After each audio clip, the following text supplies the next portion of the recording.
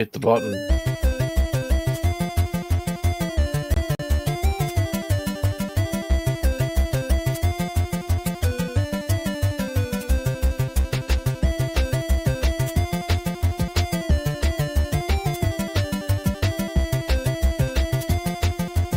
Kronk, pull the lever.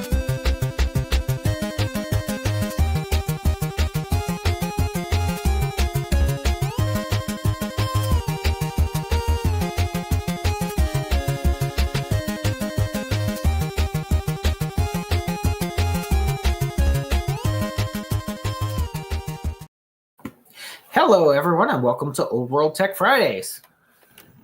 How is everyone this evening? I'm doing great. Good. Tired, yeah. Everybody's tired. It's been a It's week. been a long week. It's been a week of Mondays, that's for sure.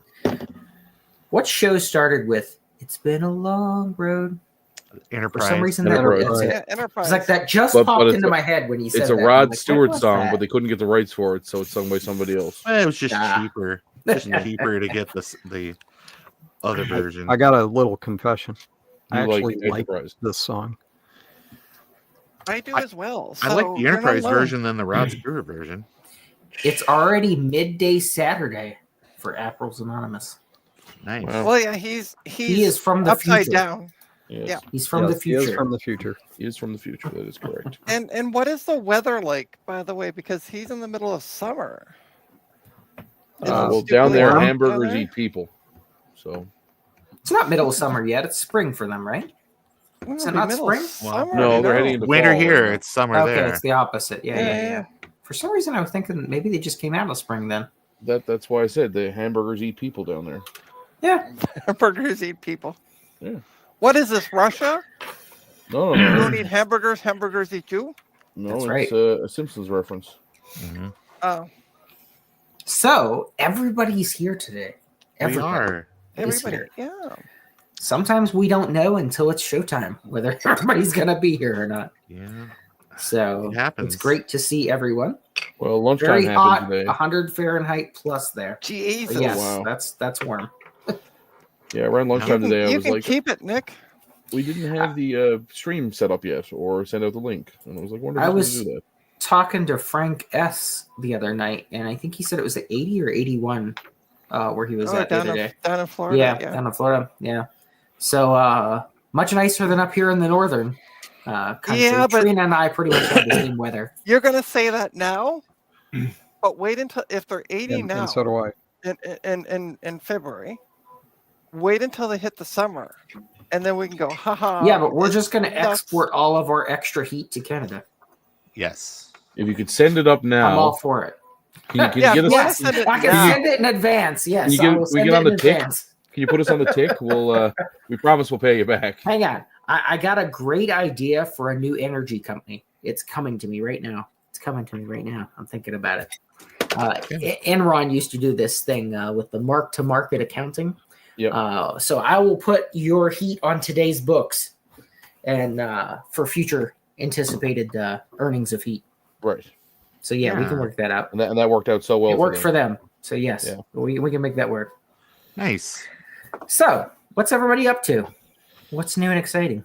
Fighting Well, with a Sonos power supply here at the moment.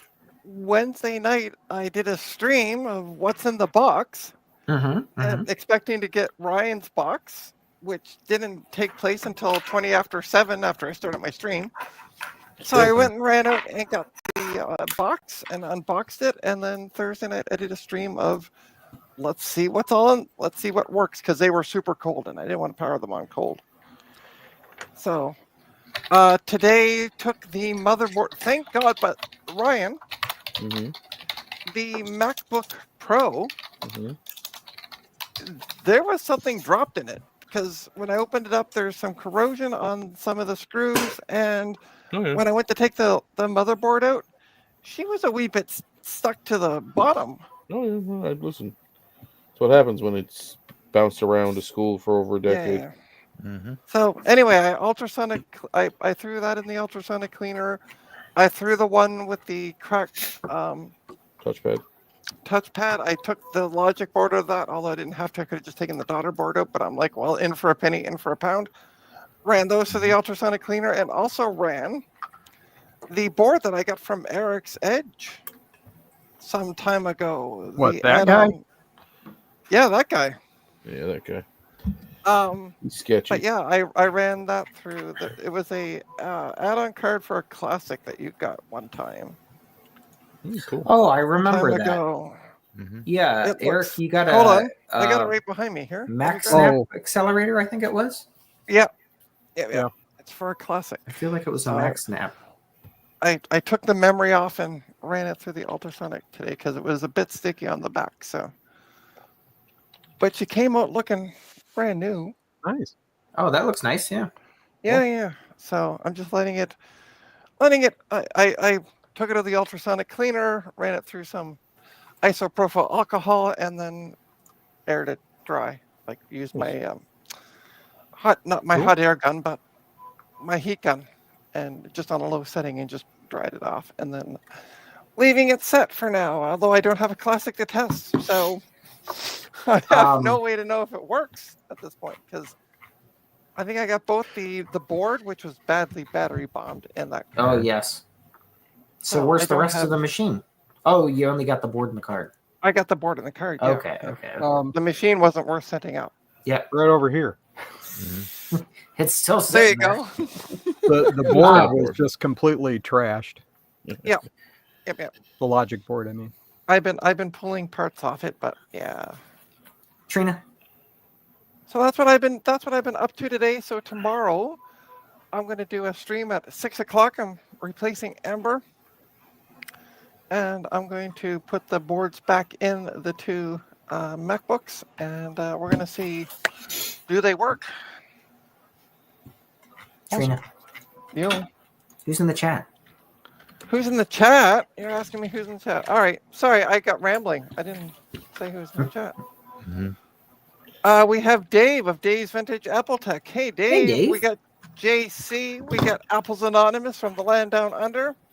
Nice. We got the wonderful CDI. Hello. We got Rudy. Hey, Rudy. I'm scrolling through, seeing. Rudy got a package in the mail today. We got Jeremy's Vintage Hillbilly Shack. Hey, Jeremy. Jeremy. Hello. Yeah, I think that's covers it. Oh no, we also got Jesse I-8386SX. Yep. Hey, Jesse. Hey, Justin. Hey, I got the username down. Because before I was just like, Trina, you're going to be really upset when he upgrades to a 486. I know, right? We were actually talking last night on my stream about, like, have you ever thought of just changing your name to, like, Bob? And he's like, no, I got the account. Too late now. Oh, His name and is One Jesse. Bit Fever Why would he Dreams call just himself popped in. Bob? Overlooked again. Just to Trina. make it. Oh, I didn't see One Bit poor Fever One Dreams in Bit. there earlier. Sorry, One Bit. Yeah, right between Apples Anonymous and Rudy. I'm Said, sorry. what's cooking? Oh, I Now, didn't- in fairness, I didn't see him. He's only 1-bit color. It sometimes is That hard is true. to see Yes. from all the other colorful characters. Ryan sent me an SE30 and a Sim 1. Yay. Thanks, Ryan. Oh, nice. Nice. Neat. So now he can test his own Sweet. boards. Correct. Although I told him that that was my first attempt at soldering. Please do not look too closely at the board. Trina needs new glasses. Yeah.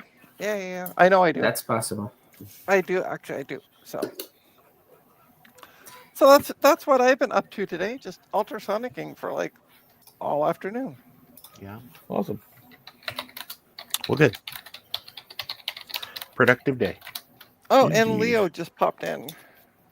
Oh, hey, Leo. Hello. How are things in the Naboo world? So yeah, does anybody have anything they wish to talk about today? I have a couple of items. Yeah. Go for it. So you are probably aware that it is the what's the word? Anniversary of asteroids. I don't know the exact year. I'm going to say it's 45 years, maybe, or 50 years Wow. of asteroid. Yeah. So in honor of that, Atari came out with some special edition watches. That's exactly what that's you do. awesome. It's like when somebody retires at 50 years in the business, you give them a watch. So they're very, very beautiful. Actually, I'll share my screen so you can all see them. They're quite lovely. Just bear with me here a second while I share my screen. Present, share screen. This tab. I share. can't remember the last time I had a watch on. Can you all see this now? Yes. So these are the Atari. It's the 45th anniversary, of Asteroids. So they've made these beautiful watches. The only downside is they are atrociously expensive in my mind. At $500 each. Holy crap! Oh, yeah. No. That's US, by the way. Hell, that's more expensive than an Apple Watch. Wow. Yeah. What does this do exactly? Do I get to tells go time. and kick Billy Mitchell in the Jubblies? That's crazy. It does everything. Taking a high school? $500 though. Yeah. It's nuts. That's And like, it doesn't even have any numbers on it. So it's even a terrible watch. Wow. But I saw these and I was like, I mean, it's cool. And if you're a watch pro, I suppose it's kind of like right up your alley, maybe. Still. But yeah, the asteroid, the spaceship turns, I guess, based on the hour. Oh. And the asteroids move as well based on the hour. I'm sure Now, there's does the some. ship blow up if an Can you asteroid hits play it? asteroids on it? No, it's all mechanical. It's not actually a screen. So it's worth about $50. I mean, I'm sure it didn't cost them very much to actually produce it, but I mean, there is some nice detail here. You have the case that it comes in. It looks very much like a a 7800, Classic Atari. Yeah. 2600. 2600. And then you have the asteroids box lid. Yeah. It looks nice and glows in the dark. I mean, it'd be a bit of a conversation piece. This Yeah, is but for how it looks. $500, holy crap! But for $500, I feel like it's Yeah. drastically overpriced. No, Yeah. Now I'll it wait is- for the clones to come out. It is a Japanese automatic movement, so I mean, it's not a European movement, but it's still a pretty good movement. It made a So steel. what is Japanese movement? Is that like where you go? And Well, you instead eat of too being much European sushi, movement, it you uses gotta a lot go of squat in DDR. an alley somewhere. How does that work? It's like a No, it's a- French movement. It's a lot of hole in the ground. Dance Dance Revolution is what it Got is. it. Yeah. It's powered by a small person doing Dance Dance Revolution inside the watch. Wow. Yeah. Nice. But yeah, I saw this and thought this was kind of right up our alley, but then I saw the price and I was like, it's not that kind of. It's not for me. Let's put it that way. So If anybody would like to make a channel donation to Trina's Technobabble, just contact me. I will gladly take one as a channel donation. Yeah, that's crazy as hell. Oh, Ian Scott popped in. Hey, Ian. Oh, Ian's here. Hey, Ian. So yeah, the Atari Speaking watch of Ian, seems kind go of buy a expensive. Pico Gus. JCM-1.com. Go buy a Pico Gus. I bought two. They're pretty awesome. I forgot to buy one at VCF Midwest, and I feel really bad because I was the whole weekend. I was like, I'm gonna buy one, and then I just No time like the present. yeah, but I can just JCM-1.com. wait till September and get it and not have to pay shipping. Yeah, This so is true. anyway, is there anything going on in the world of tech that anybody wants to discuss? I think the only other thing I wanted to briefly touch on was Microsoft and their hilariousness of Windows 11. So I don't know if anybody has seen the recent news, but Microsoft is pushing Windows 11 again. They want everybody to move to it before the death date of Windows 10, which is October 26th of 2025. The interesting thing is they removed from their website this past week the information on how to bypass the TPM requirement. They also marked one of the tools used to make a TPM-free ISO as a piece of malware. Yeah. So I successfully got my system, main daily driver here, fired up on Linux Mint and solved my OBS slideshow problem. Awesome. And, Nice. So now begins the migration. And so OBS can be a bit fickle. Yeah, there's one issue that I've run in so far. the print driver for my laser printer that I'm using to print the manuals for Adventure. Uh-huh. I need it to do double-sided half-page, Doesn't do it, yeah. nonsense. The Linux driver doesn't handle that properly, so I'll still keep a bootable Windows partition just to be able to do stuff like that. But Yeah, just get the safe side for sure. Yep. Cool. Yeah, I think, and I think, you know, I know what people have been saying. Oh, this is the year for the Linux desktop. This is the year for the Linux desktop. I don't think Windows is going anywhere anytime soon. However, with Steam coming out with Steam OS and also allowing it to be on other devices, like we know for a fact now that Lenovo will be shipping a Legion handheld with Steam OS and possibly some sort of laptop, as well as Asus and a couple of other manufacturers have also jumped on to sell Steam-powered devices. I mean, it's probably going to be easier for people now to jump ship or to buy a piece of equipment that doesn't have Windows on it. Yeah. Right. By the way, hi to Starbuck Tech and Slippy, who's joined us in the chat. And And also Mike's Future Retro just joined. Rudy also had a really good point there, Eric. He said you can just run a Windows 11 VM on your... Why? Because then you don't have to reboot. Print. Then you don't have to have partitions and... Oh, I could run a Windows 10 VM. Yeah. But the machine's already set up. I'm in it right now on Windows 10, because it's going to take me quite a long time to migrate. Right. Fair enough. And once I do, then, I could always do a VM, like you say. But for now, I'm just going to dual boot. Cool. I mean, I dual boot most of my machines. This one's currently got Windows 10 on it. I'm going to upgrade it to Windows 11 at some point. But yeah, I usually dual boot most of my equipment. I'm going to wait until I've identified all the issues and what my needs are for a Windows box before I do anything drastic. Oh, for sure. Yeah. Cool. And for now, a dual boot's fine. Yeah. This machine's getting a little old, actually. Long in the tooth? Long in the tooth, yeah. Eventually I'll probably get it. It's my eldest daughter's old gaming case. Okay. And there's nothing wrong with it, but and Cubicle Nate helped me out. He sent me a more modern NVIDIA card because the one I had was just barely able to do live streaming.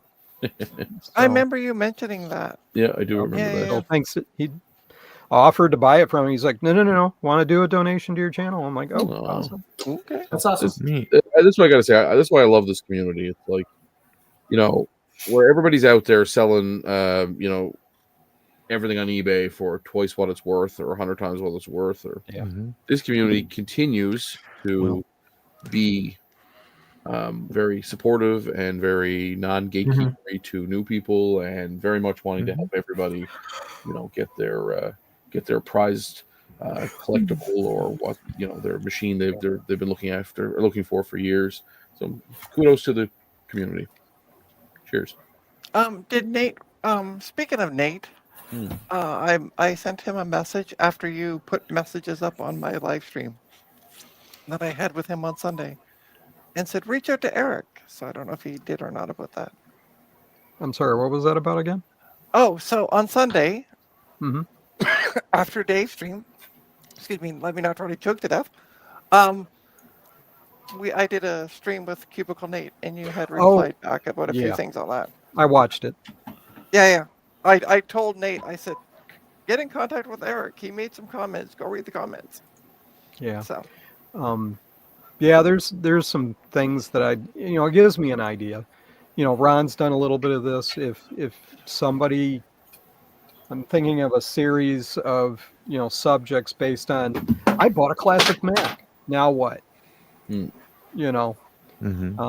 did a great one on, doing Eric Helgeson's Ultimate 7.1, I think it was, system, and went through the installation process and everything. And that was helpful. I used that video to help me with mine. Yeah. So I'm thinking that I'm going to start doing just little short videos, not live, just, build them. Yeah. On that topic. And Cool. Go from there. Cool. Once the game's out. Not yet. Mm-hmm. And And I Eric, will how is be. that going? I'll actually do a video, not a live stream, on the testing of the game. Hey. Hey, I'll How's have to the- do a short on the unboxing because Eric told me he's going to get me a super limited edition gold press platinum edition. Ooh. Yes. And Ooh. when that It'll be- comes in the mail, It'll be simulated gold press platinum. Simulating. Actually, Actually, I'll make lead and I'll paint it. And It's kind of like how they make the Mach Just make it out Naga of gold. luggage. Gold is worthless, so just use gold. Yeah. No, the you asked how it was going. Yeah. I ran into kind of a writer's block issue. I have lots of material. There's lots of locations. There's a lot going on. Mm-hmm. Right now, it's just a series of locations. I need a common thread. And kind of like the One Ring. yeah, something. Yep. Yes, the Eagles should have dropped it. Yeah, 100%. Sure. Sorry, short movie. Well, he did say fly fools. You just didn't listen to him. So I took all of the content from the game that I've written so far, put it into a text document, and I'm writing it as a story. Awesome. And so far, it's just the introduction, first chapter kind of a thing, start of the thing. It's actually helping to make it more cohesive. And then Ron made a suggestion that's probably a good idea. I have to think about it. Write your ending. Yep. And then now you have some Where are we? I got point A and point B. You just draw a line between them, right? Yep. So, but that's I think the the hardest. ending, we all know the ending is going to be you laughing all the way to the bank. No. No. You're going to put Ubisoft out of business. You're going to. Right. Yes. I have a game engine for text adventure games. Cool. Anyway, that's helping to kind of clear the palette so I can get it written. That's awesome. Cool. So, I see this comment here. I'm keeping my HP ProBook 650 until it dies. It can run Windows 11 natively and has a real serial port. Nice. Which kind of reminds me, do any of the rest of you have that one laptop that you just will not throw away? Oh, yeah. Yep. I have several of those. Yeah. My I have, my 2012 MacBook Pro, because those are the last of It's the literally series there I've on had. Trina's desk going, kill me. Kill me. Actually, that one is a 2011, as I found out today, but same processor. So Yeah. But I won't move away from the 2012 because you can upgrade, like you can swap out the memory and the hard drive. Like, imagine that. Everything's all soldered on. So that's the reason I'm sticking with it. And I got my Linux Mint and it runs just fine on it. So Neat. I'm super happy with that. Cool. What about you, Eric? What is your one computer that you can't get rid of? There isn't just one. I had this unhealthy fetish for tiny computers, like that EXO one laptop per child. Yeah. That's probably the one I can't get rid of. Because I've had offers for it and stuff, and I'm like, no, it needs someone to keep it. So that's awesome. And Ron, what about yourself? What do you? I'm assuming some sort of power book. I don't know.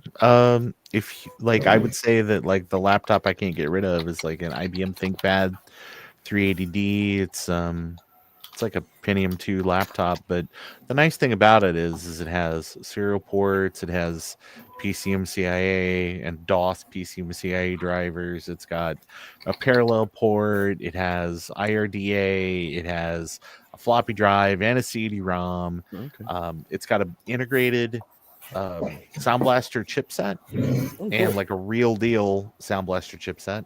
And that's awesome. The very coolest thing about it is it is one of maybe just a couple of IBM ThinkPads from that era that have a docking station that has a real game port on it.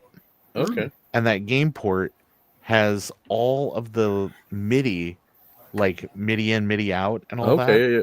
active out there at the game port. So you can that's hook cool. a MT32 up to it. You can hook a, a sound canvas. You can That's hook cool. up whatever. It literally does everything. And the nice thing about it is it has like it's like a 10-inch active matrix Ooh. color LCD. So it's like this was a very That's expensive awesome. machine, a very expensive setup back in the day.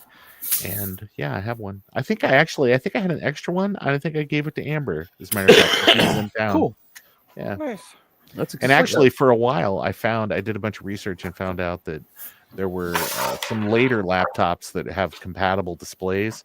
So I think I finally got rid of it, but I had a 14-inch, so you could actually install a 14-inch display on this laptop, and when you shut it, it looked like it had like a big overbite Oh my because god. the screen was bigger, but the hinges and everything lined up perfectly. It was just that the screen was just physically larger. That's Neat. funny. Yep. Cool. Sounds like a $6,000 to $9,000 laptop. Yeah. All They day were long. super expensive back in the day, that's for sure.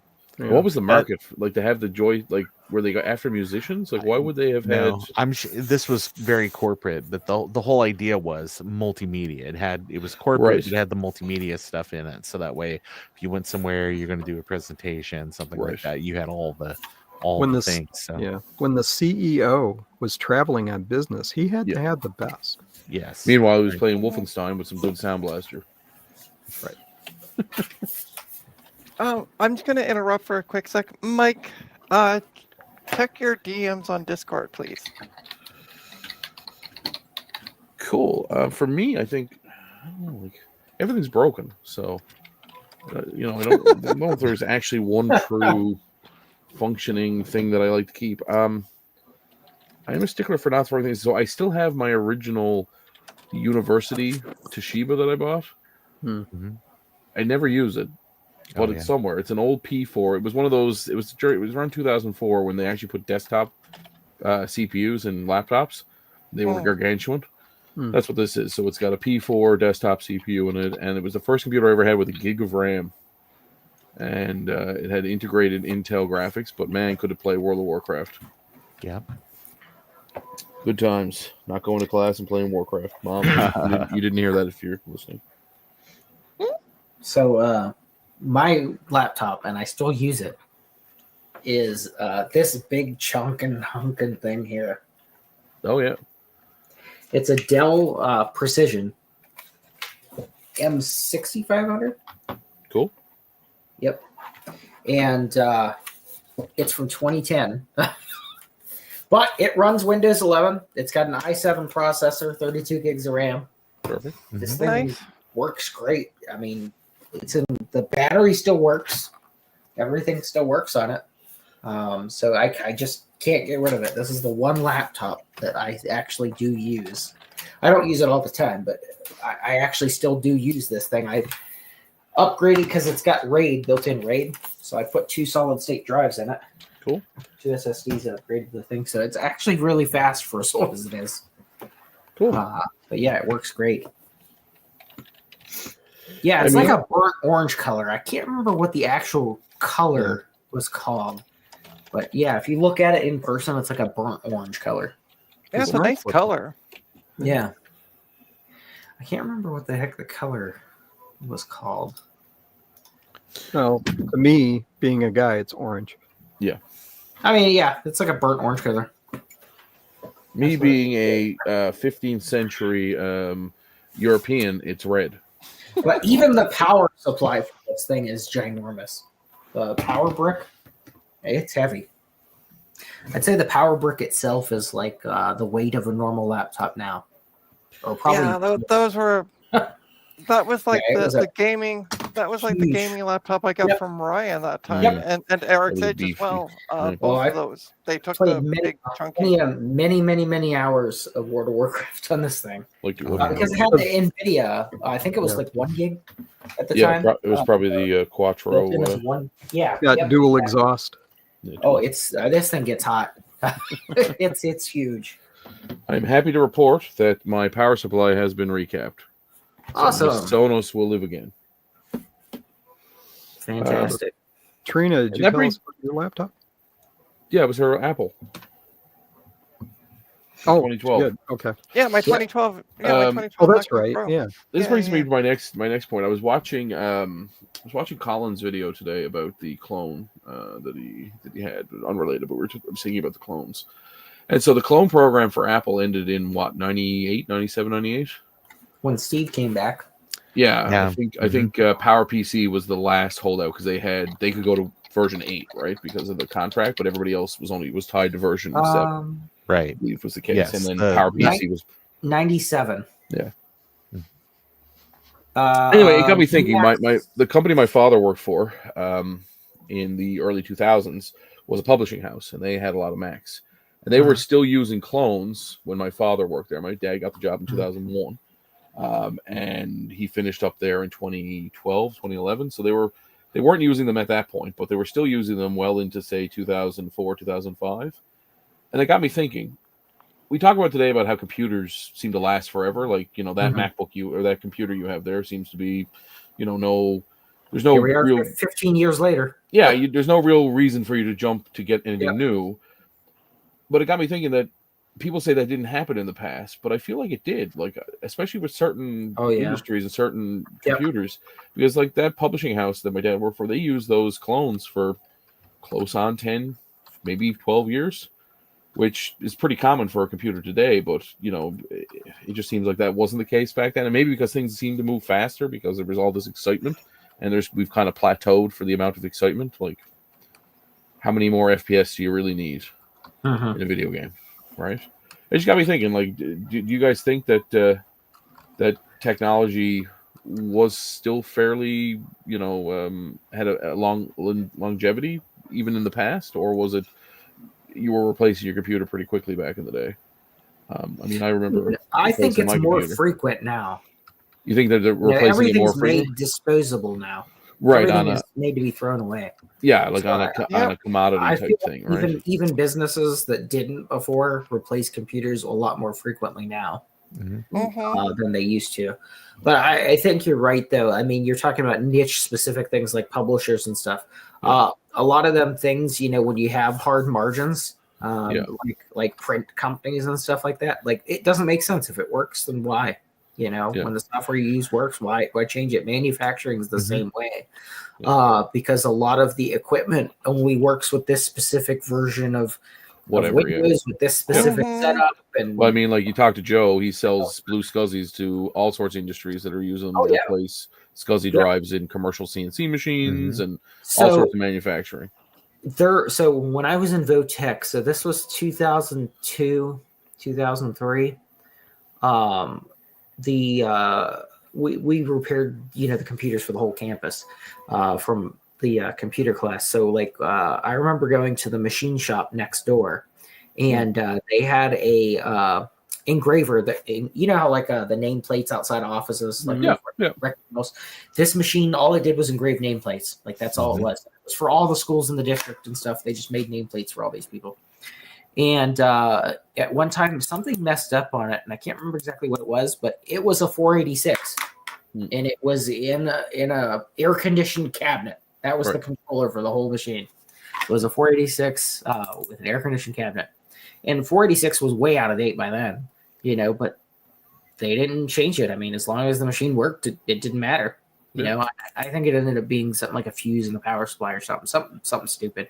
But the machine worked. I mean, they opened it up every once in a while, blew it out with the air compressor, you know, from the dust. That was it. and that actually, and I think we've talked about this before. We have a possible project lined up for myself and a partner to replace a piece of equipment on a vessel of oh, that's cool. Some sort of a boat, we'll say. I don't want to get into too much detail with it. I don't want to you know, talk about it. Right. If the client was Ocean Gate, I don't think that contract's good anymore, man. Listen. I know they operate out in your neck of the woods. But, I don't think that's a good one. But that's funny. Anyway, they the system we're looking at replacing was put in the mid 2000s, and it's running NT. So the funny thing that we were talking, it was like even when this thing was installed, it was old. Oh yeah. right? Like, so embedded systems were still be like, and I'm sure it still exists. I'm sure there are still new embedded XP machines being sold today to do I things. guarantee it. Yeah. Right. That just because, like you said, that someone designed something for 10 years or 20 years, and they're not going to change the back end. So they're just going to keep buying, whatever these devices are, and they'll still sell them because, again, they're niche, and it might be the only option for whatever, industry or vessel or vehicle that can do it. But it's funny you say that, because there's a lot of new retro projects that have come out in the last year or so, and even a new one that had just come out recently, where they're coming out with manufacturers are getting rid of their old supplies of system on a chip for older systems. So now people are making new retro machines that are using these old system on a chip that were left over. It's funny, actually. We recently scrapped the PA system at the school I work at, and I just took it apart to see what was inside it. It actually had a 386. Oh, no kidding. So, but it was purchased in 2011. Oh, wow. Yeah. So it was. I'm not surprised, though. I mean, it was a Teltronics, which is a fairly common PA company. And I pulled out one of the boards from the chassis, and it had a Intel 386 on it, like an actually branded Intel 386. So that's pretty cool. I mean, kind of weird that we spent all that money in 2011 on it, and it had a 386. But yes, I'm talking about the Tiny Llama. Yeah, I bought one in October, and I still haven't got it yet. And the WC before it, yeah. But there's a lot of those projects that are coming out, and that's all it is they're recycling old tech. All these systems. Well, imagine that go around. The handheld 386 that came out of China there last year. Yep. That was definitely. I'm sure they were pulling those chips from recycled something or other, right? Or they were getting them new because they were cheap. Because, like you said, people stopped using them. They're probably getting ready to clear out a foreclosed manufacturing facility in China somewhere to repurpose it for something else, and found all this old stock and somebody. But it's funny because we talk about, like, okay, so again, the PA system, what is it doing? It probably didn't need a 386. It just happened that was what they could get their hands on, right? And so I think oftentimes we overspec all these sort of like bespoke single-use device things with, I'm sure it'd get away with just having what's in a Commodore 64 or 6502. I'm sure with, like, that could probably run 90%, but now because you can't get those anymore, or they're very hard to get, it's easier to they use old deep sea. Yeah, probably. World's first AI powered by 486s. Yep. That was for his what was that called, Ryan? X16 guy. X16. Commander X16. That's it. Yep. Yep. And so, there are finite.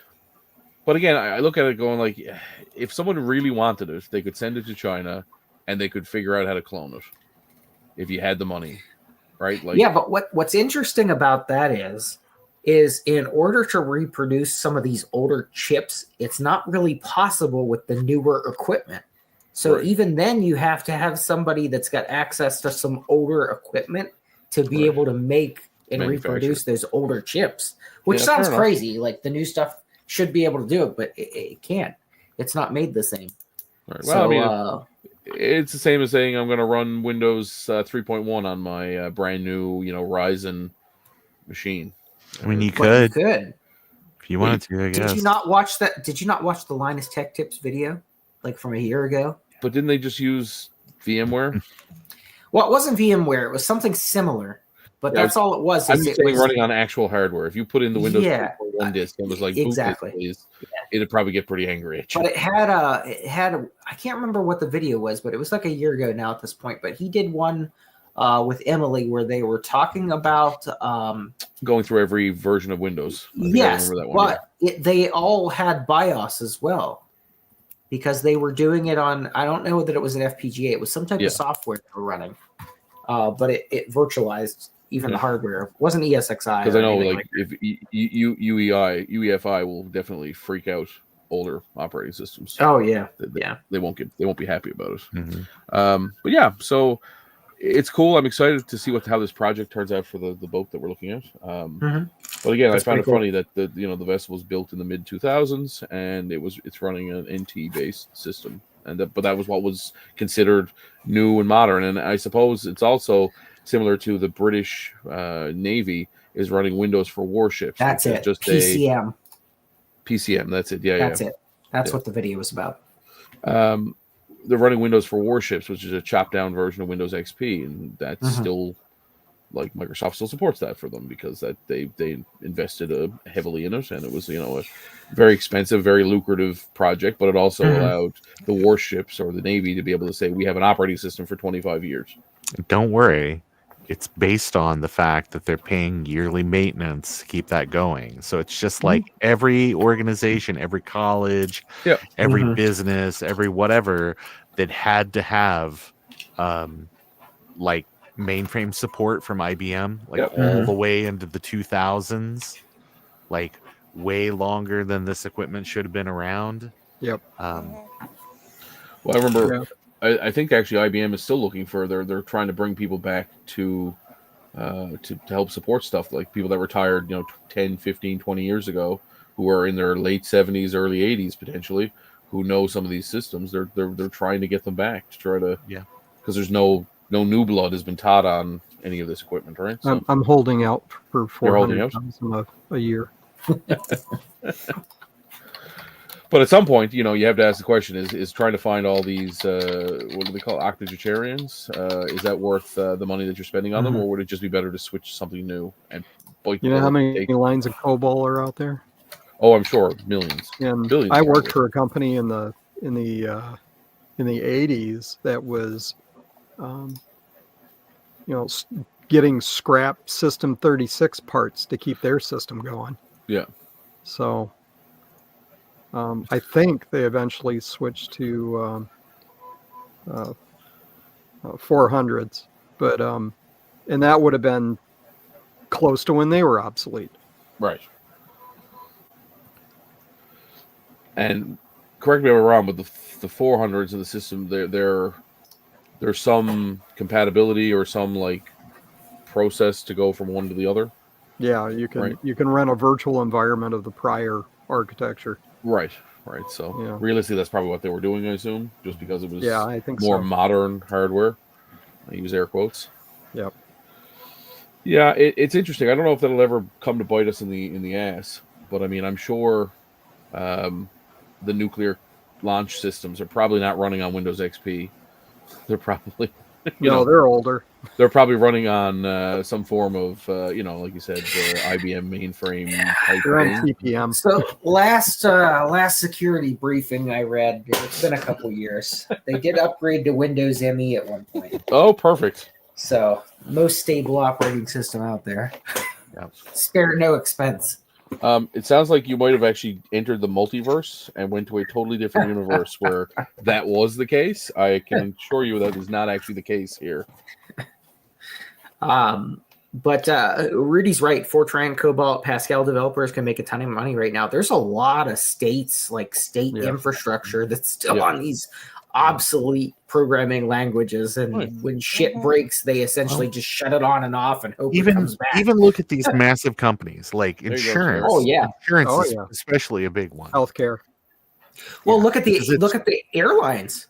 They all use ancient systems for booking and stuff. Well, in fairness to the airlines, they're one of the first to adopt a computerized system, so they got in. Well, they're still using that same computer system with punch cards, I'm sure. Leo makes a good point too. There's nothing wrong with COBOL, or Fortran, or these other languages. And I would also argue there's some security by obscurity there. Yes, right? Like it's possibly safer because it is archaic. Yeah, to some extent. I was no fan of Dolores Umbridge, but progress for the sake of progress must be discouraged. Yes, that's definitely the case in a lot of situations where if it works, why change it? In the case of her, I recently watched The Crown or finished The Crown. I can't actually not see her, the actress, as Dolores Umbridge. So it made it really hard to watch The Crown. I'm like, you're the queen, but you're also Dolores Umbridge. There's a lot of characters that get pigeonholed like that. I'm going to have to say Tech Night. That's a dirty word. VB6. As someone who personally lived through DB hell, or I can't even say it. Eric, so you know what you got to do. Your next game you make has to be done God, VB6. Anyway. That's funny. Now you got them all flustered, Tech Knight. Yeah. Yes, I can't even say the word, but yeah. That's funny. There was a problem Well, it with must not be named. third-party controls in VB6 when Windows, until they compartmentalized it. Yeah. Oh, that's funny. Now, but another big one was universities and schools. The library system was still VAX, at the one school that I did some work for. Again, if it works, they didn't want to spend any money to change it. As long as the thing worked. And let's be honest, most of those organizations are getting very little funding these days. They're not as robustly funded as they previously have been under different times. DLL Hell was the thing that I went through with early versions of VB. Did you say Windows DLL? 95 and 98. Did you say DLL? Dynamic, DLL Hell. Dynamic link libraries. Yes, because you would buy a set of controls from a third-party vendor, so that you could do fancy things, and then somebody else would install their program that used a different version of those controls, and they were all shared, and it would break your program. That used to happen to us at the pharmaceutical company I worked for. Every time so there was a product that one team managed called Documentum, and they just used it for literally documentation at the libraries and stuff. And every time they did an update, they always told us, zero impact. But you can guarantee that as soon as they ran that update, you'd get 1 million calls from everybody in the world where some other program broke. Yeah. Because they did the same thing.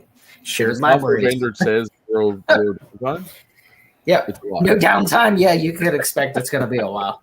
If they tell you it's going to be an hour downtime, it'll probably be done in 5 minutes. Yep. Yeah. Leo says he did. It was a neat Documentum. Yeah, and it was a cool program and it worked great. But like every time they did an update, it would screw everything up. Yeah. And it was like all day thing for them to get it sorted out. Yeah. Mm-hmm. Oh, the good old days. Hey, remember or Plug every and time Pray? they updated Java. Jesus. Remember Plug and Pray? Yes. I remember. And that was an advancement. Yeah. Pepperidge Farm. Windows modems. Win modems. Yep. I think I've told this story before, but I'll tell it again.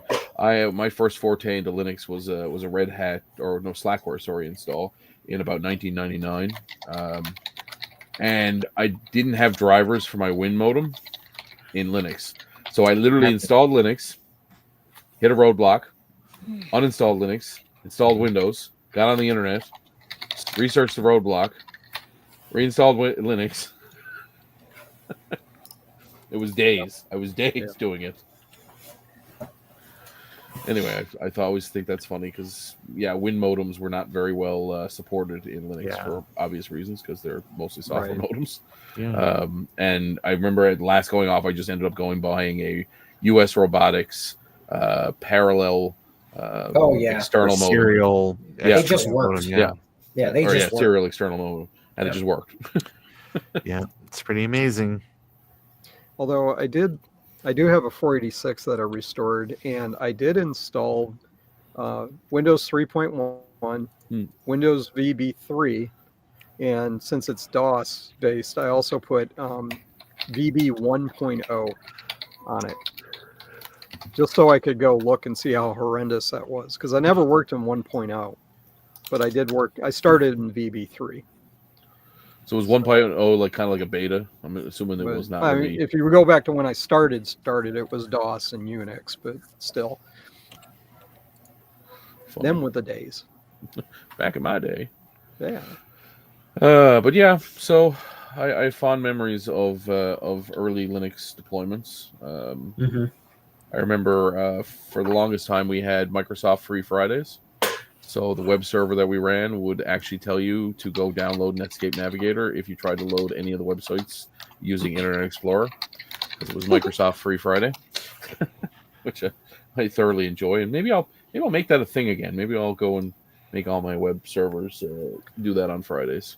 Yeah, That's funny. I wrote a my first job out of college.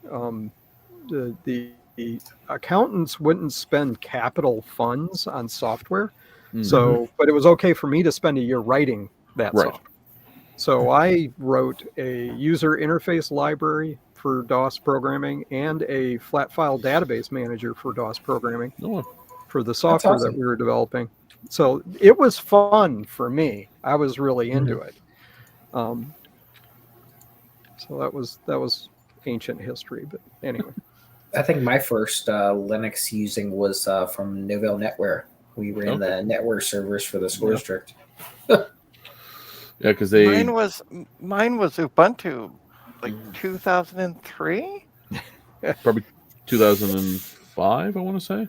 I had Slackware CDs. I became a Ubuntu distributor in 2005. They used to send me CDs, and and it's funny, in the attic somewhere, I still have a whole sleeve of new Ubuntu CDs still in the box. I should bring it to VCF and hand them out. Who wants a copy of 510? I used to get the free CDs too and distribute them or try to. Yep. And the easiest one was the library. They're like, sure, we'll take your junk. Yeah. I used to. It's actually how I got a job. I walked into our local PC repair place, and at the time I was working at the Source, and I brought in the Ubuntu CDs, and the owner Sean said, "Yeah, sure, put them on the counter. That's fine." So if anybody wanted, they could take it. Put a little sign free, and then we got chatting and got a job like a week later. Oh, cool. And then got fired from the Source because apparently I worked for a competitor, which is a whole other Radio Shack story. I actually walked in. So the day, it was funny, I was filling in. It wasn't a full-time job. The owner of the computer shop said, "Hey, one of our guys is really sick.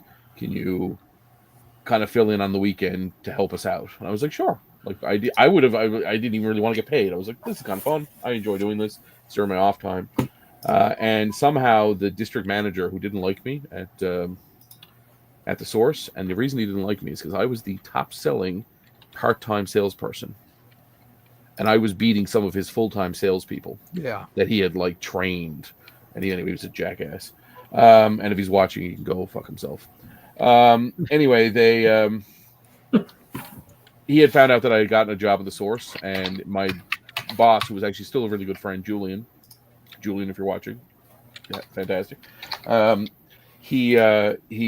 I walked into the store and he was like, "I can't let you touch the register today." I'm like, "What?" It's like, "Yeah, I'm going to have to ask you just to," because I was helping a customer right off the bat when I got in. There was a big pile of people.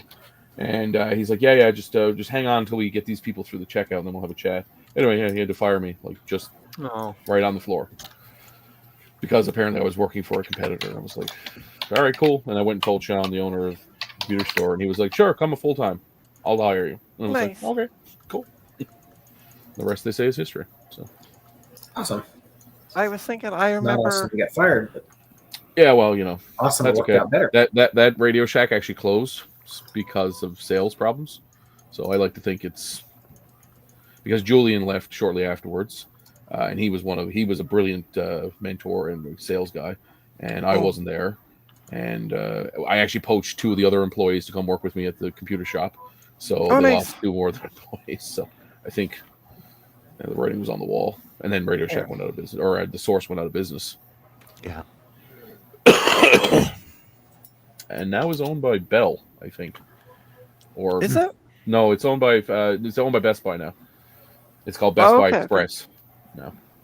I have not seen a Radio Shack /Source / whatever. So in 2007 or 2008, they were bought by Bell Canada. And they were still called the Source, but they dropped the Circuit City part because Circuit City had gone under at that point. Right. And it was just the Source was all it was called. Mm-hmm. And then I think they sold it to Best Buy maybe like 4 years ago, and they shut down a pile of stores, and they kept a couple of them in certain areas, but they're called Best Buy Expresses now, I think. Oh, weird. Okay. Or I've never seen a Best Buy anyway. Express or whatever. Yeah. There's 2 or 3 of them here in St. John's. We also have a Best Buy, so I don't understand. Yeah. Yes, remember the Battery Club when you got free batteries on your birthday? Battery Club. Yeah. I miss Radio Shack too. I'll tell you what. The one thing I miss is having the ability to walk into a store, and just get a capacitor when you just need one. Yeah. Right? Like, There even is- our local electronic place, which is usually really good, Yeah. they have so few people coming to buy capacitors now. They just don't have any stock anymore. They just order them in when customers need them. There's a Radio Shack that's still open that has components and sells them. It's in Rogers City up in the northern. Get my map out up here. We still have one here. Yeah. And I stopped in and just said, I'm not here to buy anything. I just want to look around. Yeah, just the You know. nostalgia. Yeah. So going back to just the Radio Shack, my time there. So you know the what was it called, Tandy or oh god, what's the main company called? It's not Tandy, it's Infotan. I think it's Infotan.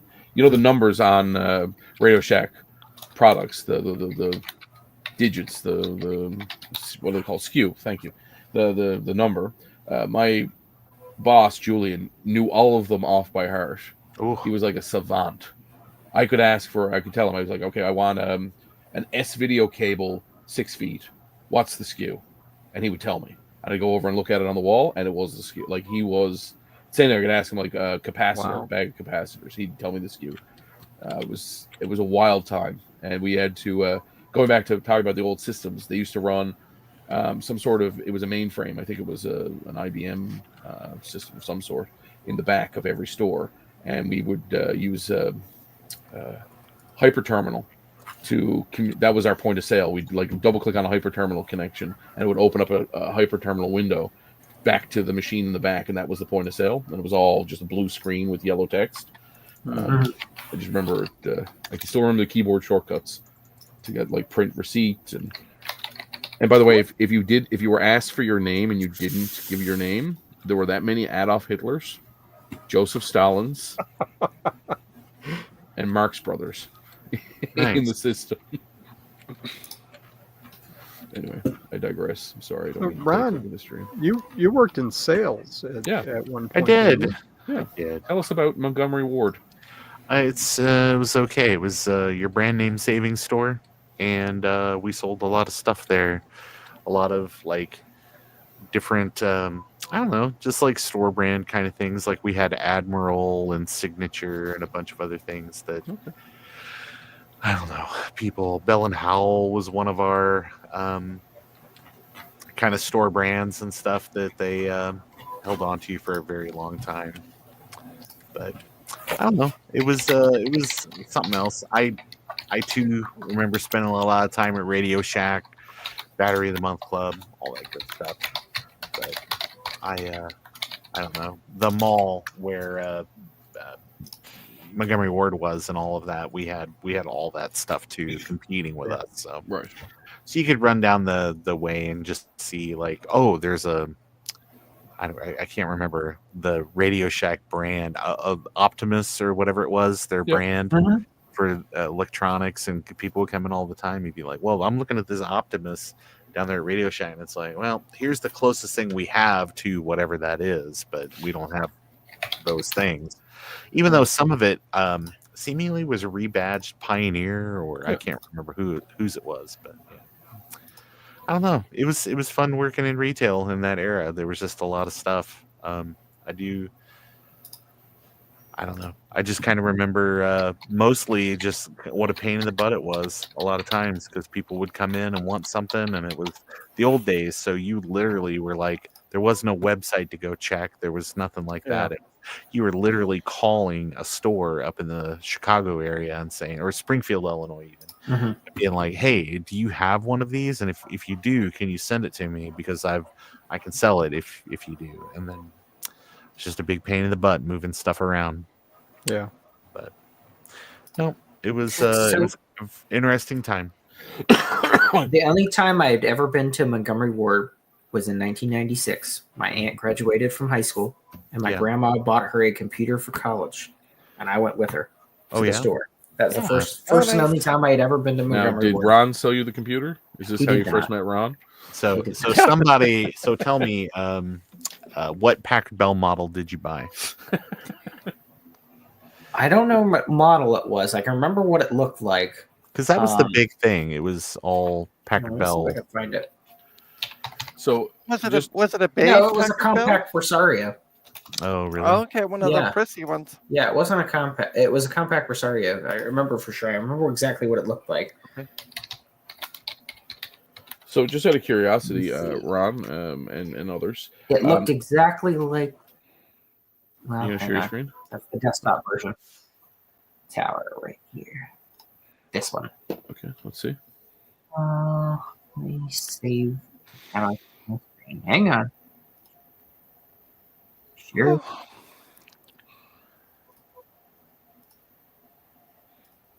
This. Oh, yeah. Mhm. That Oh, I abomination. remember those. Yeah. That's the exact one, and it Yeah. had the monitor with the speakers down both sides. Like Yeah. this. Careful. If you Yeah. show too many Yeah. pictures Oh, nice. of compacts, Yeah. Retrotech Chris will show up. Yeah. I remember that model because it had a button on the top of it that was like a half. Yeah, the little moon. Yeah. Mhm. Mhm. Yeah. But that's good the night, exact Rudy. machine. Good night, Rudy. Maybe. Yeah, have a good night, Rudy. So yeah, so And hi to David Starbuck, who I seen join the chat. yes, Probably a while it's been ago. here for a bit. So yeah, just a quick question or a thought, maybe, and we can discuss it.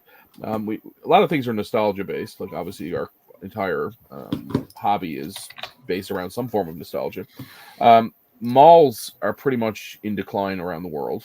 Yep. Do you think there will ever be a time when we will have nostalgia enough for malls that there will be bespoke malls? We already built? do. No, do? not built, but in But- the United States, there's a whole cottage industry of people that have like mall tours.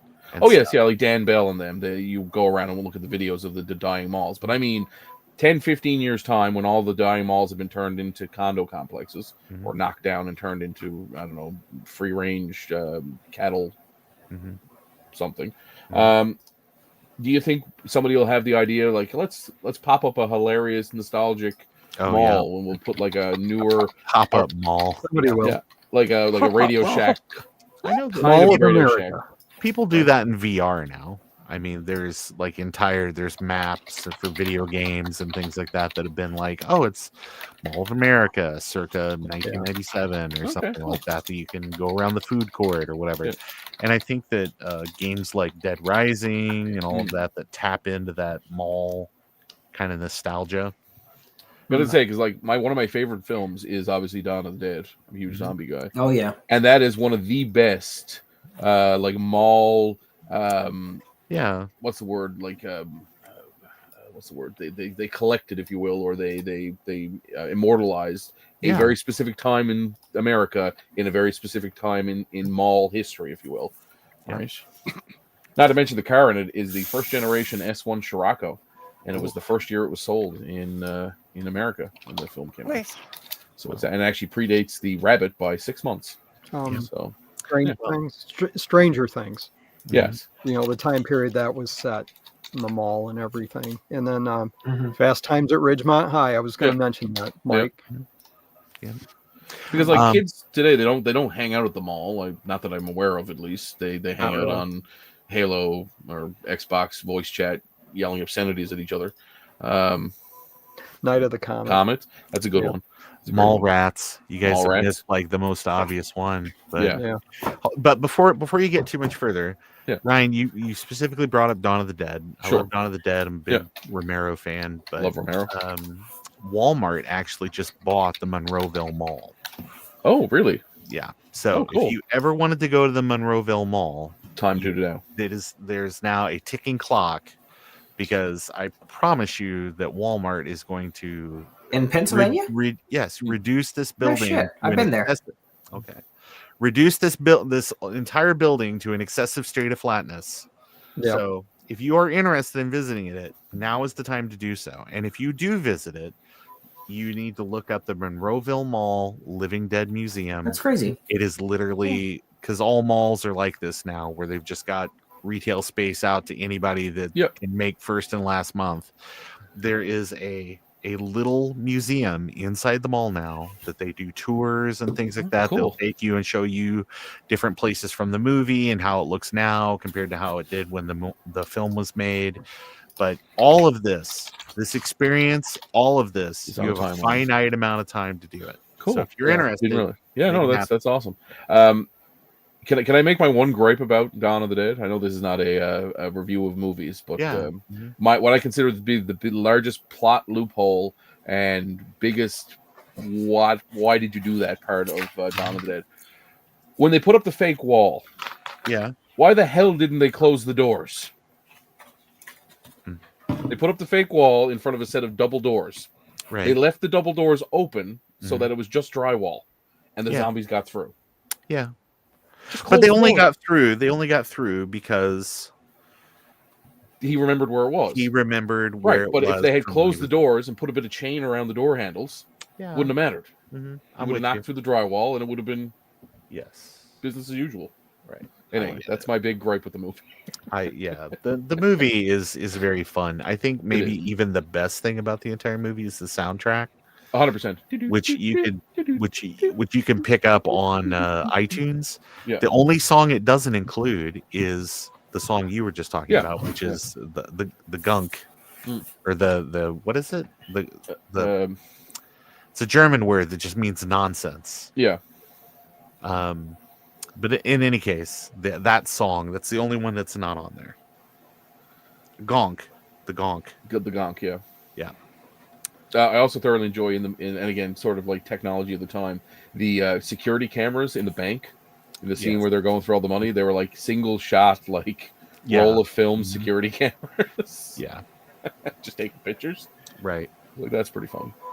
And yes, it's funny that there was actually a gun shop in the mall, which is true. There was a gun shop in the mall. Mm-hmm. But yeah, Blues Brothers. yeah, Yeah. great mall movie. Chopping Mall. Oh my God, how do we forget Chopping Mall? Shopping Mall. How do you forget? With the topless girl running around. Yeah. See, that's what I Was there a remember mall about in that movie. Johnny 5 or Johnny? Did they go to a mall in that one? The robot, No. Short circuit. Short Circuit. Thank you. Mm-mm. No, okay. I don't recall he them all did. scene. He did in the second one. Maybe that's what I'm thinking of. It was like I I vaguely didn't see remember the He second went a to one. robot in I the don't know mall. if it was a mall, but he went to a store after he got all beat up and fixed himself up to look like a punk. It was a rocker. Radio Shack. That was a Radio Shack. Yeah, there you go. He broke into Radio Shack. Him and Durf. Yeah. KO Durf. So, what are your thoughts on the Goonies getting a second movie? What?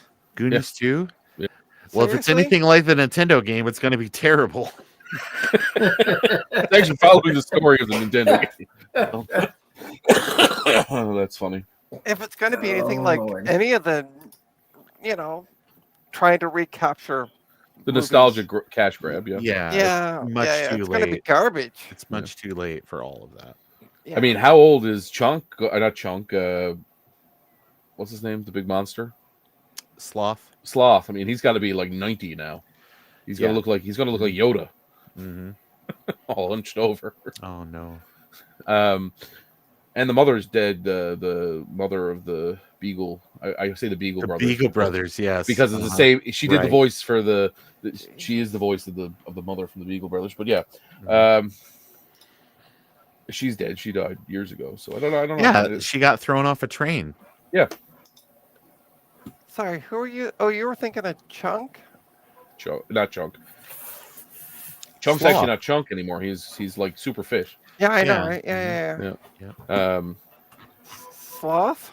Sloth, yeah, that's yes. what We already welcome figured that out. back. Welcome back, Trina. we Trina's in a sussed time this slip. all out She's about 5 minutes ago. behind. Yeah. I have a So confession. just to let you know. Are you going to say he's you've never been- seen the Goonies? I've No, never no, seen the he- Goonies. What? It's okay. It's a great movie. I didn't say it was bad. I've just It's not. back I when know. you could make a violent kids movie. Yeah, and you could Yeah. drop at least one F-bomb per kid movie. It was. I was certainly an adult at the time, so I Yeah. just didn't see it. So by the way, your fear of that character looking really old is non-existent because he died in June 17th, 1989. At Here's age the of crazy- really old when they Minute, beat him minute. up. Here's the crazy thing. That was a person in makeup, Yeah, so so you could just put anybody back in makeup. Oh yeah. No, So no, I will Ron, tell you right now, Ron. you could not do that in 2025. Ron, you can't do that Mhm. because we've all seen what happened with Christian Glover. Yeah. Yeah, remember when he sued for the?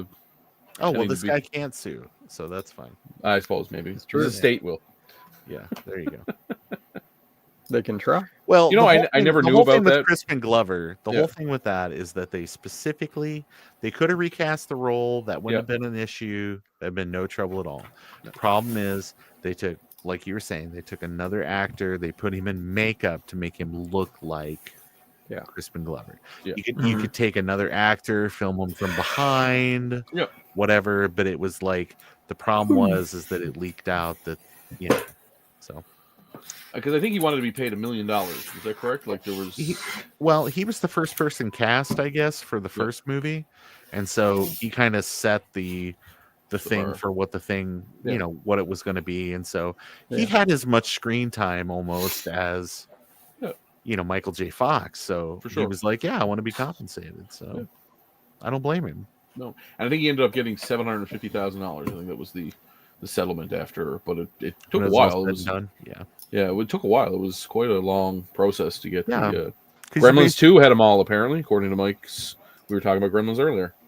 No, there's no mall in Gremlins 2. Gremlins 2 takes place in a giant, like, TV, or like a clamp tower. It's like a giant, like, TV station.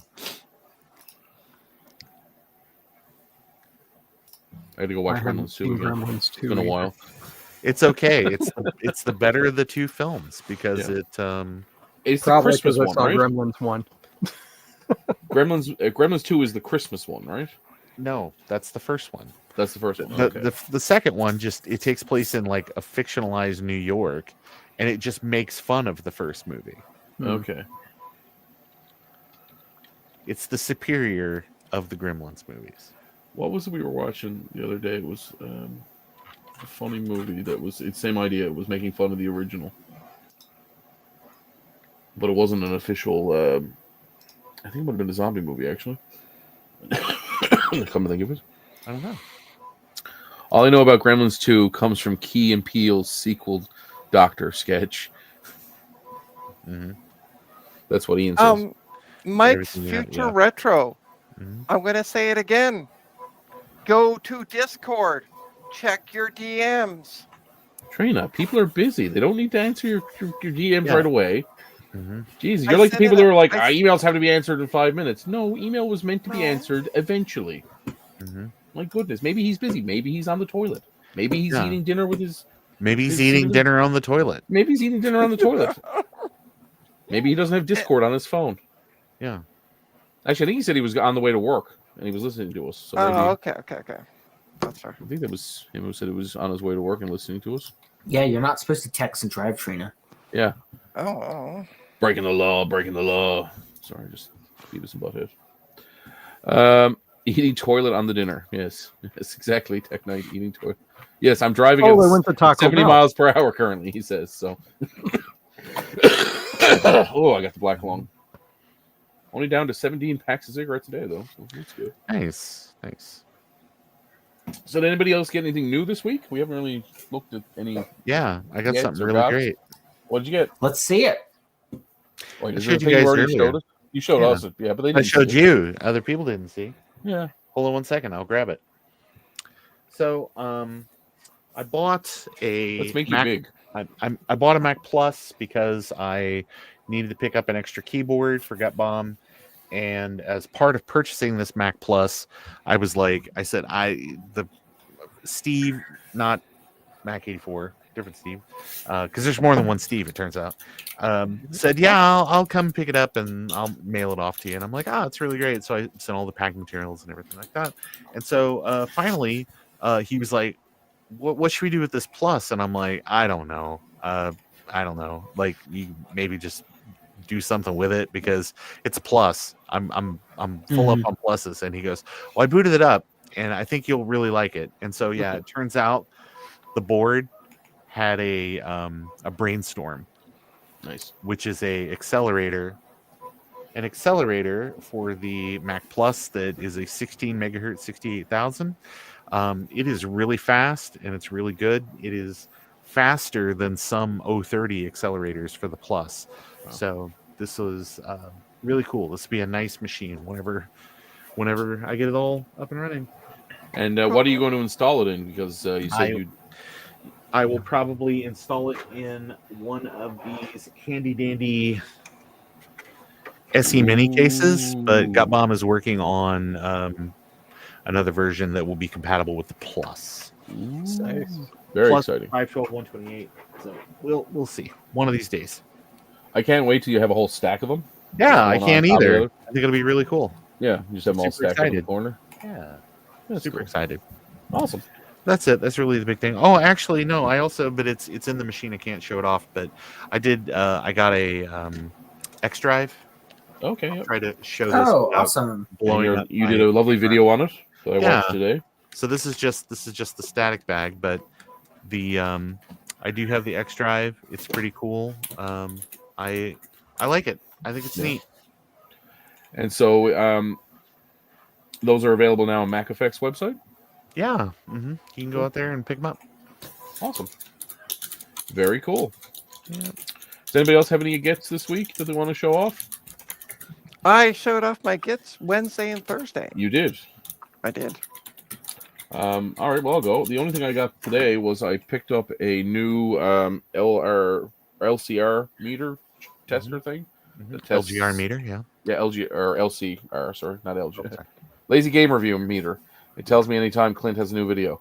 No, it's a it just tests capacitors, but it's got a really weird, interesting thing that it does on top of that. It has IR decoding. So I can flip it to IR decoding and then fire a remote at it, and it will tell me the frequency at which the IR is functioning. Oh, that's cool. I have no need for that, but I was like, well, it's kind of a cool feature. I don't know why it's built into this, but okay, cool. It's neat. It seems to work good. It confirmed that all my capacitors for the Sonos power supply were in fact well out of spec. Yeah. So that's a win. And I also got an order of capacitors from our friends over at DigiKey. Neat. Yeah, and I have a bunch of boxes that I need to ship out, which is unrelated to me getting things. So, what about you, Frank? I know you got something in the mail today that I have to deal with. He's thinking. Oh, yeah, I didn't think about it. So wait, what was it? I know I have this. Oh yes. G4 Cube. Ooh. Where'd you get Very that? cool. That's amazing. Macari. Oh, okay. So, and it came with the power brick. Yeah. Nice. Did it come with the speakers? No. It did not. It will soon, though. But Eric has some that he is so graciously giving up. Oh, that's nice. See? Again, I love this community. That's nice. I have a pair of speakers. They're missing the front grill, but that David restored the speaker cones on for me. Right. And it just so happens that my local university surplus store had a set of speakers with the grill on it, so I went ahead and bought those. Nice. So I'm going to send him the ones without the grill, so he can 3D print the grill or something. Yeah. Pretty sweet. So, Frank, when are you building your third building? Yeah. Two's it. This is it. I figured it'll just keep going over. Frank, how many acres do you have? Yeah. Another thing that came was the A600 GS. Oh, cool. It's like Oh yeah. an Amiga Accelerator. kit. Accelerator. Well, this is Or it's kind of like a it's like reproduction. an FPGA type thing. Yeah. Cool. Haven't got a chance to check it out. I assume from the box it's a new product? Yeah, it's from Amiga Kit. Yep. Yeah. Cool. Out of the UK. But what's funny is the USB adapter they sent. Oh, hilarious. The power adapter, yeah. Yeah. I was like, yeah, I've got a power adapter. I'm good.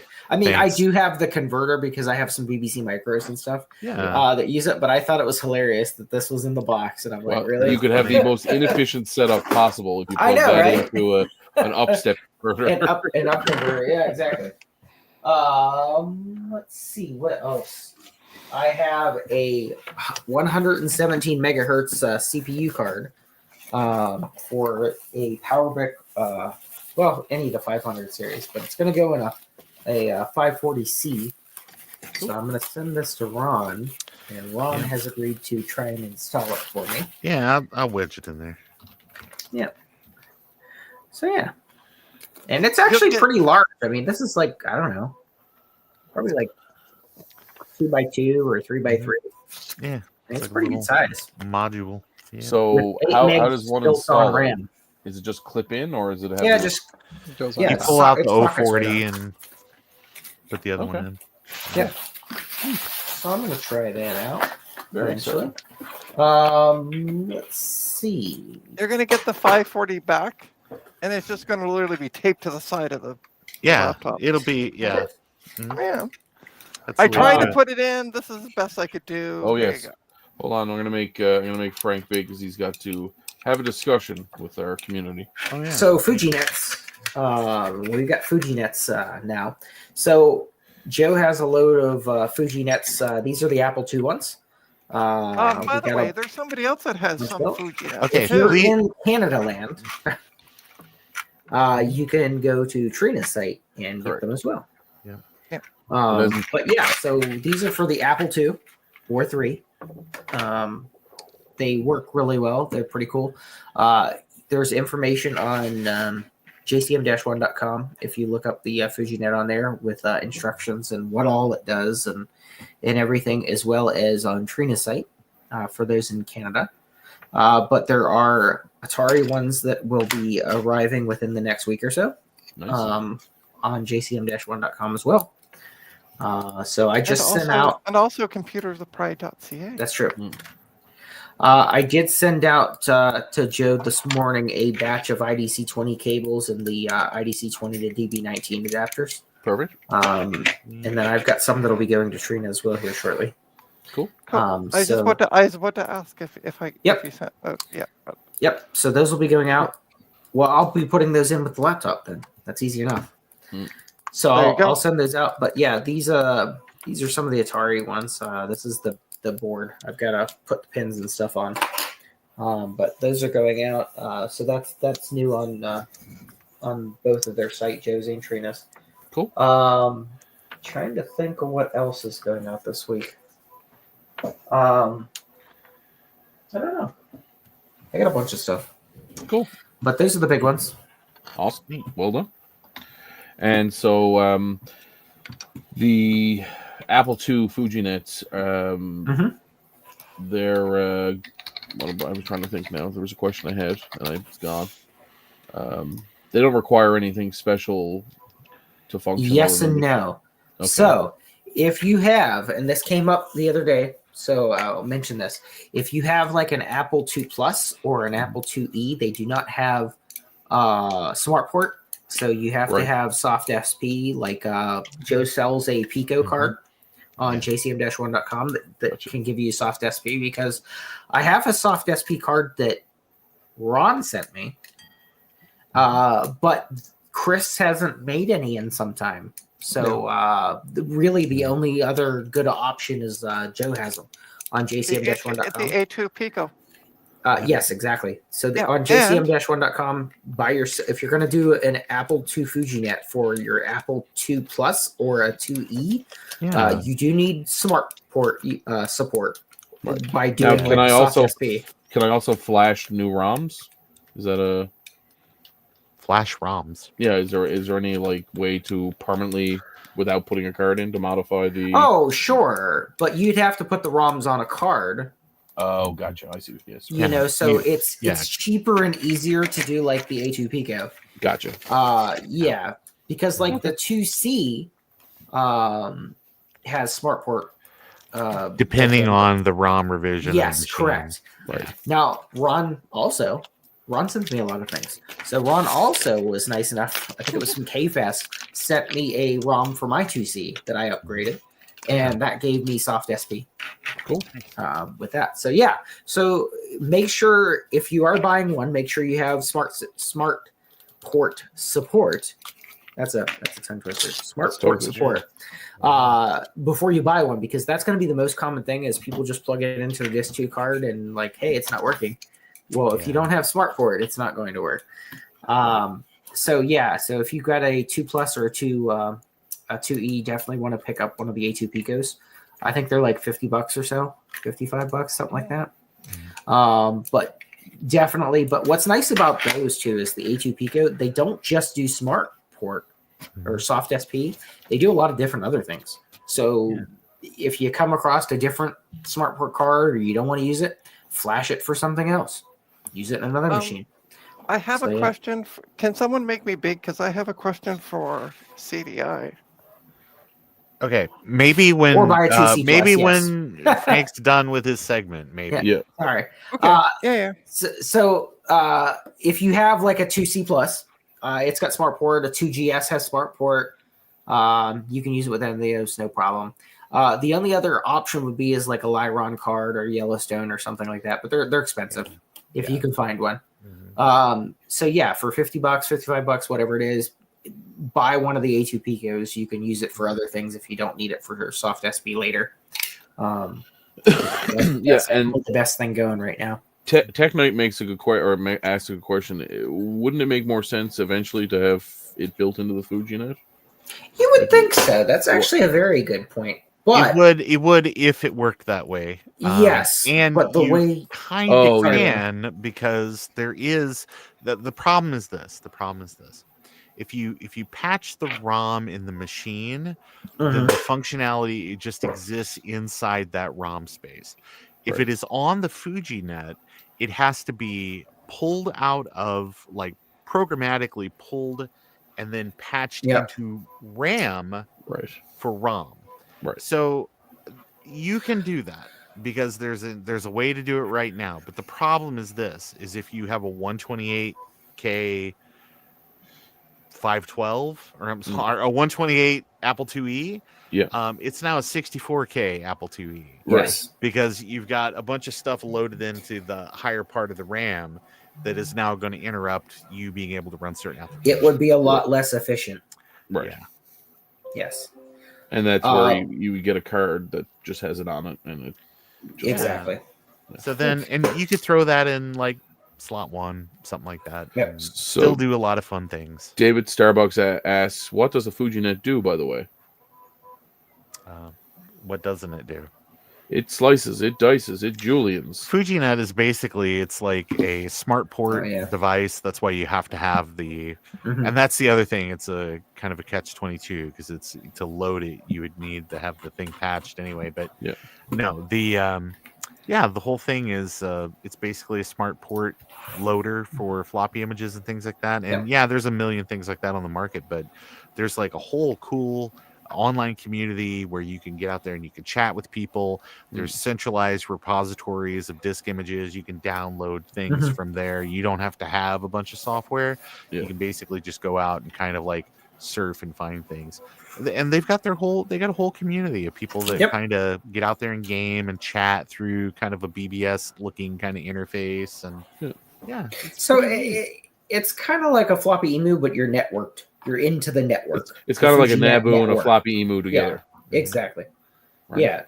But it does a lot of cool things. Plus, it gets you on Wi-Fi in a lot of cases that lets you use, like Ron said, like BBSs and stuff. You don't have to use theirs. You can log into any BBS when you're online. You want to log into the captain's quarters? You log into the captain's quarters. So it adds a lot of flexibility and a lot of cool stuff. And really, they're relatively inexpensive. The base unit itself is about $70.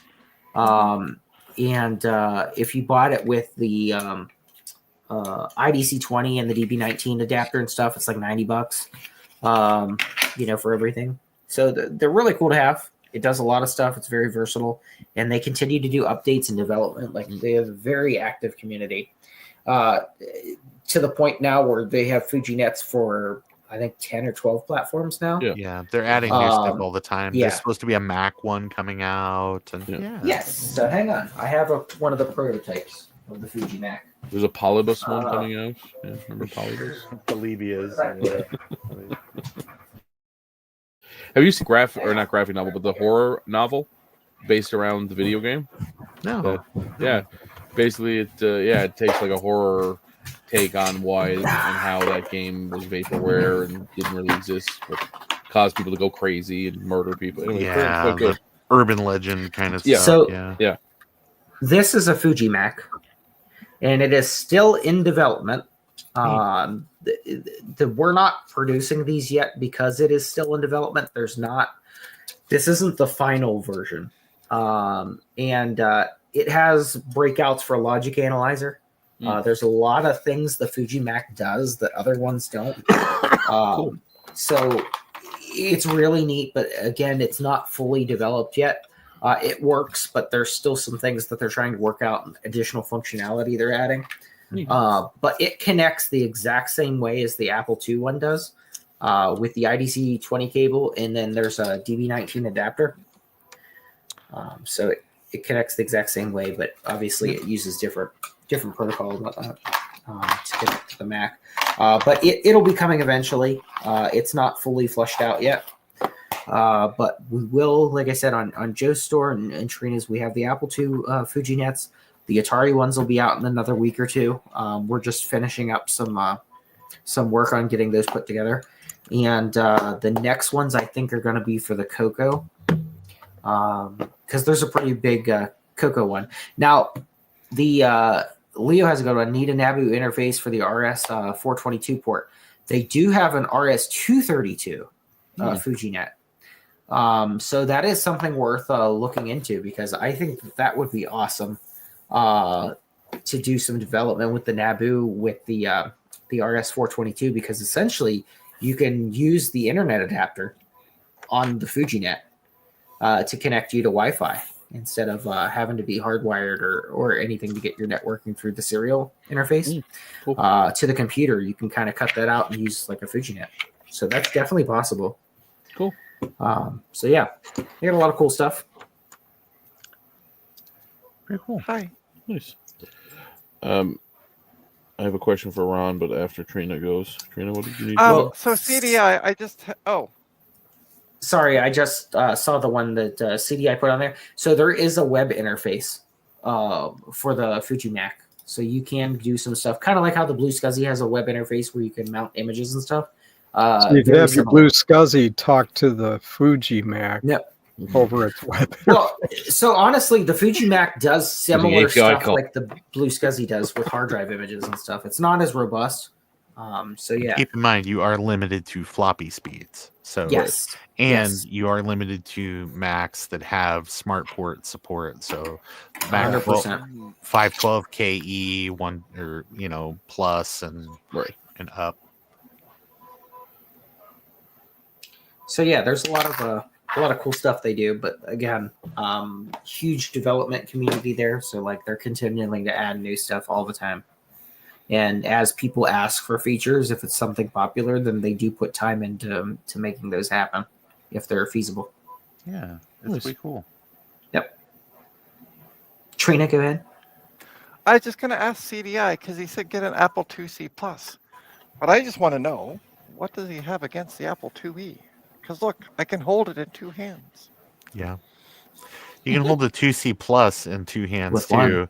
You hold the 2C Plus in one hand and like about $800 in the other hand. Right here. So yeah. 2C is probably like, for those small ones is probably the way to go. But Ron, I have a question for you. Yeah, maybe I got an answer. Who knows? Who could say? So, one of your lovely products.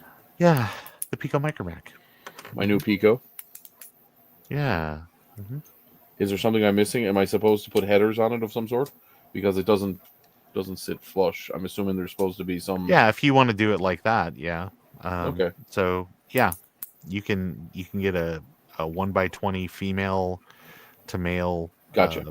thing, or you could do what a lot of people do, and they just forgo that. And I don't have one. Hold on, let me see. I got a Pico laying around here somewhere. Yeah. What you do is you just do this. Put it you like don't that? wanna, Or the other way around, I guess. you just make sure that the USB port is going to the same end that has the USB port. Yep. Yeah. So just like that. There you go. Yeah, you can do it like that. Okay, cool. Pretty. Yep. If you don't Thank want you, to do Ron. it the other way. I appreciate it. I have no female headers here, so. Yeah. Now I will say, if you do the SD card thing, if you're going to install that yourself, Yeah. it is probably a little easier to do it with the female header because then it all just sits above the board there. But yeah, good call. I actually have to order one of those from you because I don't have one. yeah. Cool. Well, we're on the hour and a half here now, so I think it's time to probably wind this show down. Does anybody have any last thoughts, comments, questions, queries, qualms? Yeah, I just wanted to mention that tomorrow morning I'm picking up this. Well, let's make you big so we can actually Oh see yeah, That's a printer. it is. It is. It's a fun little printer too. Yeah, I mean, March Don't those use coming up. the Canon Bubble jet. BJ or something? Yeah, the bubble they jet do. O2s. It's BJO2. Yeah. Yeah. Yep. You Awesome. can still get them on Amazon. Yes. Yeah, and the nice thing, you can refill them yourself because Yes. as long as the print head is in good shape, and you can get it back in shape by just soaking it in a little bit of isopropyl alcohol. awesome. But what you do is there's on the side there's actually a plug that is used for gas regulation, kind of to keep the pressure inside the tank constant. You can actually just put a little screw in that and just pull it out. Yep. Cool. That's awesome. And refill it with printer's ink or And to answer- calligraphy ink. And to answer Jesse's question, Why not? oh, He's asking why an inkjet. I think But it's just why an 'cause it's- inkjet? Because Why not it's an fun inkjet? and it's $10. Yeah. Yeah, can't beat that. And, That's and it awesome. does. What was the gray something? It does two things. The number one thing it does is it's compatible with the Apple IIgs. So if you need a printer for your 2GS, it's a really great way to do it. It'll like there's driver support in GSOS and all that type of stuff because there's actual brains inside that printer. Like the StyleWriter 2 is all 100% software driven. The StyleWriter 1 has like an actual little brain inside of it so it can process print jobs and all that. But the other thing it does is it supports something called GrayShare, which is like on the Mac OS, like version 753 and up. I'm pretty sure you can you can just share it on an Apple Talk network. You have to you got to have the machine on all the time, obviously, but but for Marcintosh it'll be a lot of fun. Yeah. Maybe. And it's beige, and I want it. Yeah. fair enough. Yep. Good enough for $10 is a great price. yeah. Yep, that's a really good deal. Depending on That's how much not bad gas at you all. gotta spend to go get it.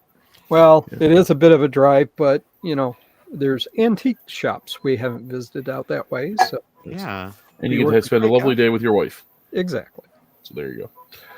All right, guys. Well, I guess we'll shut her down. If anybody has any last minute things they want to say, no. Yeah, I was just going to say, don't forget, by the way, Big Bad Biologist is streaming at 12 noon Eastern tomorrow. Correct. Check out his channel. I will be streaming at 6 p.m. Eastern tomorrow evening. Cool. And Dave of Big Dave's Apple Vintage Tech is doing heard of his that guy. usual Sunday stream starting at 11 a.m. Eastern. So Perfect. So, guys, if you want to join us at all, some of us will be there in the chat or on the streams. So it's nice of you to join us this evening. We know you have your choice in Friday evening entertainment. We thank you for choosing us over home improvement. Yeah, well, guys, as always, it's been a pleasure serving with you. I hope you all have a fantastic week. And Ron, what does you always say? Apple II forever. No, the other thing about being nice. If you can be anything, be don't. nice. Oh yeah. It's you don't know what people are going through. Just try to be nice. Yeah, there you go. Words to live by. So thanks, Be guys. kind, rewind. Have a fantastic week, and I hope it's not another week of Mondays. Yeah. See you guys. Have a good one. bye.